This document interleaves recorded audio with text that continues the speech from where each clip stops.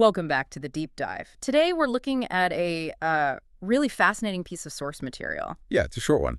It is. It's just a short reflective entry. It's dated November 16th, 2025, and it's basically this note of deep gratitude for music. And for musicians. And for musicians, exactly.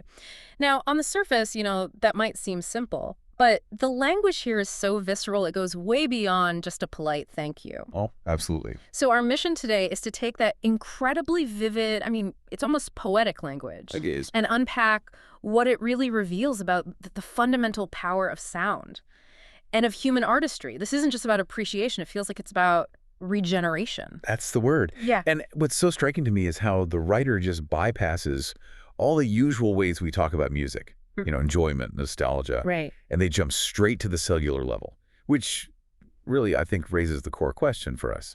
How does something that's purely auditory, how does that translate into a physical experience? So profound that it's described with, biology and chemistry. Absolutely. And that internal event, that shift, it starts right away with this incredible praise for the creation itself. The source talks about music created by artists so masterfully that it feels like my DNA is dancing. My DNA is dancing. I mean, just stop on that for a second. That is an extraordinary metaphor. It really is.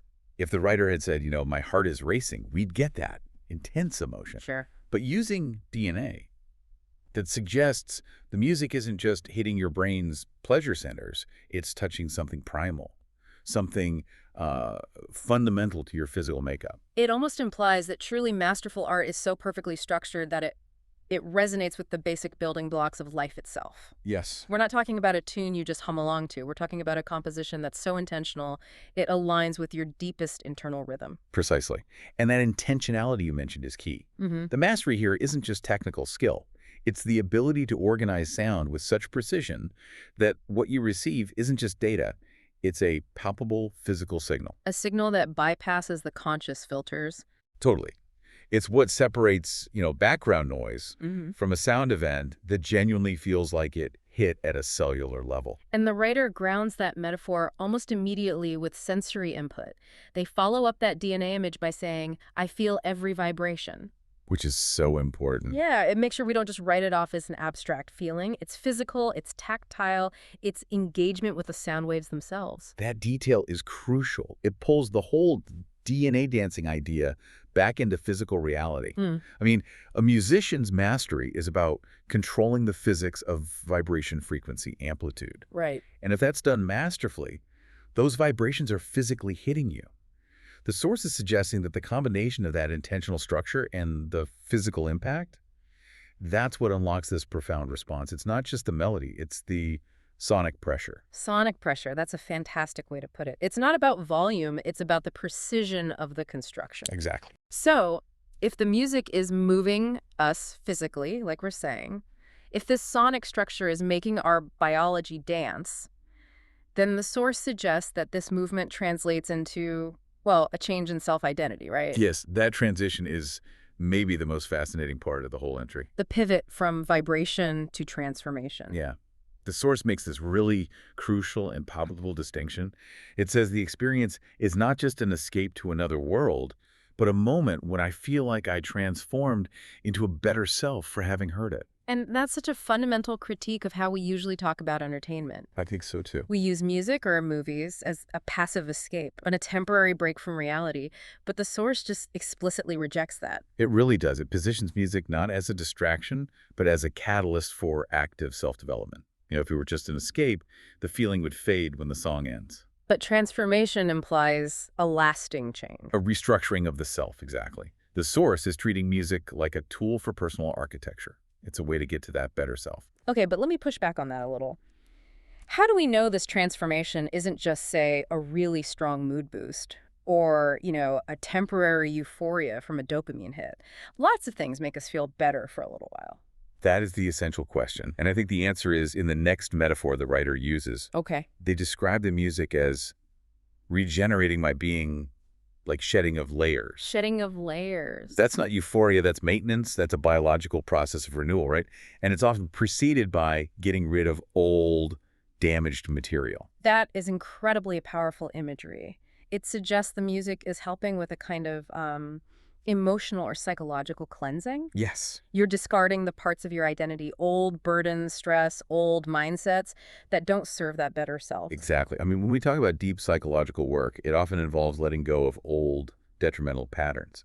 The source is suggesting that these transformative melodies actually facilitate that process. So the music itself provides the structure for the listener to shed that burdened self. That's the idea. It's not just fleeting pleasure. It's the start of a real healing process, Yeah. a process of identity renewal. It really redefines the power of the artist, doesn't it? The musician isn't just there to entertain you. They're actively participating in your spiritual and mental maintenance. They're providing the organizing principle, that intentional structure we talked about. Yeah. It allows you to align your own internal state with that mastery. The sound is the medium, but the art is the catalyst. And this leads us right into the next point, because while this whole experience is intensely personal, it's my DNA dancing, my being regenerating, Right. the writer immediately puts it in a bigger context. They note that this feeling is something that has been described through the ages. And that acknowledgement is so vital. It shifts the discussion from this one isolated moment of gratitude to a timeless human response. The writer understands they're not the first person to feel this. Not at all. They're tapping into a collective human truth about organized sound. It links their own gratitude back to millennia of appreciation. Think about music in religious rituals, in healing ceremonies. And every culture we know of. Exactly. They are all seeking that same fundamental alignment, that transformation through sound.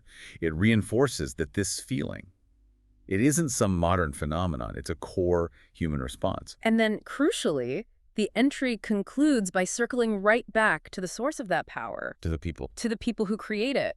The writer thanks all of the musicians and ends with just grateful.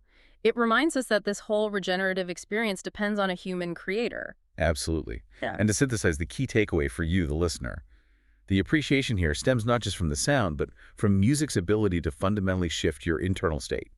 It's about a true regenerative process, an ode to the therapeutic power of art. So we've covered the physical impact, where masterfully created music is felt so deeply it can feel like your DNA is dancing. We analyze that crucial distinction between passive escape and active transformation into a better self. Right, the shedding of layers. And we talked about how that process is a kind of psychological renewal. So if the mastery of the musician is what helps you transform into a better self, this raises a really important and I think provocative question for you to consider. Okay. When you listen to the music that regenerates your being, what specific architectural elements? Is it the harmony, the rhythm, the intentional phrasing? What do those musicians use to achieve that profound, almost biological level of regeneration for you? A truly fantastic question to ponder. It forces you to listen actively, not just passively. Thank you for joining us on this deep dive into the extraordinary power of sound. Be sure to consider that structure the next time you encounter a truly transformative melody. Until then, keep digging.